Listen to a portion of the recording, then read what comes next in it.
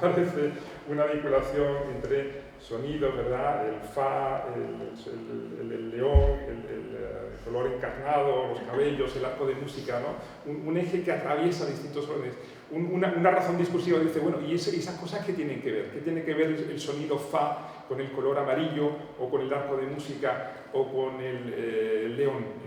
Bueno, pues la idea del isomorfismo rítmico es esa, es decir, hay un patrón S, un patrón rítmico que puede considerarse común a ciertas entidades y que por tanto está en la base de un concepto fundamental del espectáculo, que es el concepto de la sinestesia, es decir, ese mutuo envío entre las distintas percepciones de los sentidos, ¿no?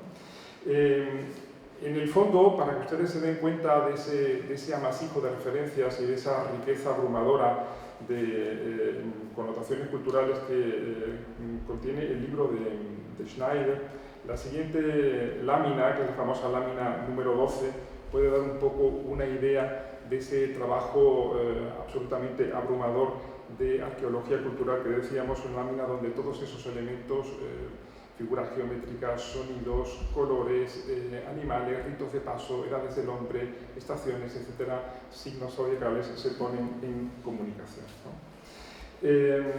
Bueno, estas aportaciones, estas investigaciones, estos alumbramientos, decíamos, fueron para tal vez la pensadora más original del siglo XX, y no hablo solamente del escenario español, una auténtica revelación, como digo.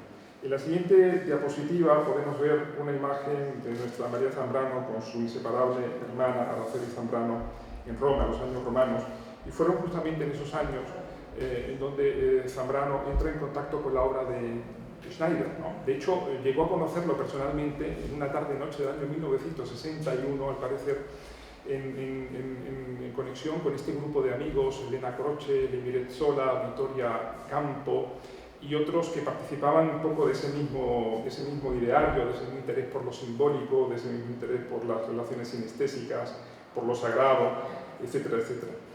En el caso de Zambrano, además, la lectura de Schneider vino a ratificar cosas en las que ella ya había estado interesada antes. De hecho, en la siguiente diapositiva podemos ver una cita muy significativa de Unamuno, uno de los maestros intelectuales de Zambrano, acerca del concepto de ritmo, ¿no?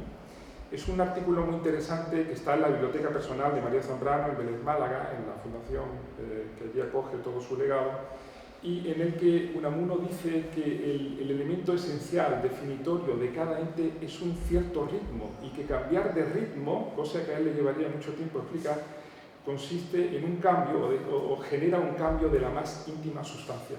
Esa reflexión la hace Unamuno, como tantas veces, a partir de una disquisición filológica. Saben ustedes que él era catedrático de griego, ¿verdad?, en la Universidad de Salamanca, y se fija en un verbo del griego alejandrino que es metarritmizo, ¿no?, del que deriva metarritmisis, que significa cambio de ritmo, y a partir de esa disquisición filológica él hace este alumbramiento, digamos, esta reflexión, que luego Zambrano conectará años después con esta idea del ritmo, de la sustancia rítmica como factor definitorio de cada ente y de la posibilidad de establecer vínculos entre los entes a partir de ese factor rítmico. Por terminar, y no extenderme demasiado, diremos finalmente que efectivamente estas ideas están en la base germinativa de la gran aportación filosófica de Zambrano, que podemos ver en la siguiente diapositiva, que es su formulación de la razón poética. Una razón que ella definirá también muchas veces como razón musical, razón femenina, razón cotidiana, tiene muchos nombres, ¿no?, pero que en sustancia quiere ser una nueva manera de razonar en la que la integración de lo simbólico, de lo sinestésico, del diálogo entre esos distintos niveles del ser esté presente.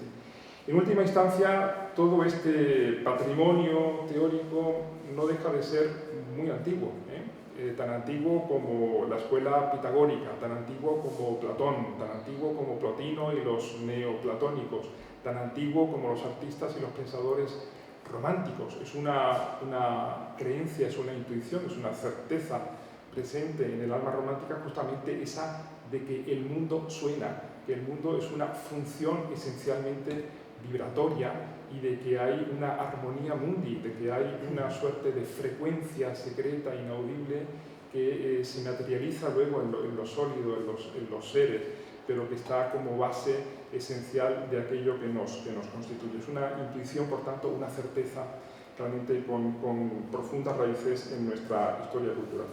Quería decir, simplemente para terminar, que efectivamente me parece que este espectáculo, que ahora Pedro y Reyes y Rubén explicarán con todo detalle, esta liturgia sinestésica, que es el apellido, ¿verdad?, de Cosmovisión, este espectáculo efectivamente conecta absolutamente con estas ideas y quiere ser, me parece a mí al menos por lo que vi hace un día en el contenedor cultural, quiere ser de alguna manera una encarnación, una suerte de manifestación, encarnación matérica justamente de estas ideas, aunando la acción escénica, la música, la poesía y toda una serie de elementos que están en la base de su urdimbre, ¿no? Así que, bueno, muchas gracias por la invitación, Reyes, y ahora os escuchamos a vosotros en esa adquisición sobre el espectáculo. Bueno, pues muchísimas gracias porque me ha dejado los conceptos perfectamente desgranados, que no son nada fácil de hacer inteligible y no dejarlo en una explicación superficial.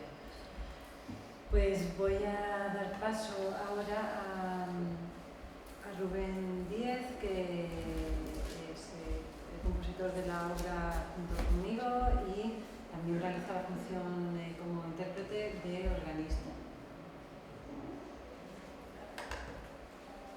Muy buenos días a todos.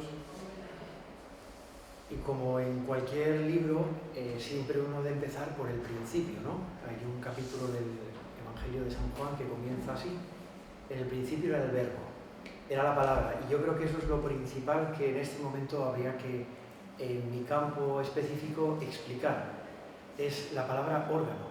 Soy organista, compositor, pero sobre todo hoy me voy a centrar en la palabra de órgano. Es una palabra que por su origen y por su posterior desarrollo se convirtió y evolucionó también en la palabra órgano o órgana, que tiene una gran influencia sobre todo en el ámbito de la música sacra, tanto instrumental como vocal. Todo ello da a entender como un instrumento también que tiene una gran capacidad tímbrica, compuesto por diferentes tubos y registros, lo cual implica ya no solamente un instrumento como el que podemos, cualquier instrumento que cada uno de nosotros podamos conocer, sino una complejidad espacial, visual y sonora que dentro de este espectáculo Cosmovisión pues adquiere pues la primera palabra que encontramos en él: órgano ex machina. Ese órgano se convierte en la fusión también de diversos elementos: el elemento celeste, el elemento terrestre o telúrico. Y con todo ello, como organista también, tengo que combinarlo con una función que es la de el acompañar, ¿no? El acompañar a la palabra. No una palabra vacía, no un sermo, sino una vox, una palabra llena de significado. Y esa palabra, la unión entre la música y la palabra, se unifican sobre todo a lo largo de la historia en un tipo de música o canto, que es el canto gregoriano, canto llano o monodia. Porque realmente la palabra se convierte en la señora de la música, cuando en otros momentos podría ser la música quien dominase esa palabra. De tal manera que dentro de esta liturgia sinestésica, la palabra está unida a la música de órgano, donde cada uno de los registros, cada uno de los elementos compositivos permiten desarrollar pues una serie de conceptos que, como muy bien Francisco ha ido explicando en su presentación, pues adquieren todo un significado y que después adquieren palabra a través de la voz de Pedro. Y también como liturgia el símbolo adquiere también una forma, un desarrollo en todo lo que posteriormente Reyes va actuando, interactuando con también sus instrumentos y su presencia. Yo solamente me gustaría centrarme en 2 puntos, por aquello de que los improvisadores trabajamos como órgano, como organistas, con un tiempo. En el examen de improvisación te ponen un tiempo, 5 minutos, y tienes que improvisar en ese espacio temporal, hacer una forma cerrada. Espero poder conseguirlo. Sobre todo me gustaría, desde la experiencia del otro día que pudimos tener en vivo y en directo, hacer referencia a lo que es el canto gregoriano en sus diversos modos, la modalidad, y cómo toda la música que empieza a desarrollarse en torno a esta liturgia está fundamentada en la modalidad, que después se desarrolla en otros ámbitos como puedan ser la neomodalidad o un poco más rupturistas, como en algún momento se ha podido escuchar. Especialmente cada uno de los modos tiene una significación no solamente musical, sino estética, una visión simbólica, una visión figurista y una visión también fiducial. Los modos que hemos podido desarrollar de una manera muy fuerte es el modo Mi, que sería el modo tercero y cuarto, el modo Fa, quinto y sexto, y el modo octavo, el modo Sol. El modo Mi, si nos fuésemos a la definición latina, sería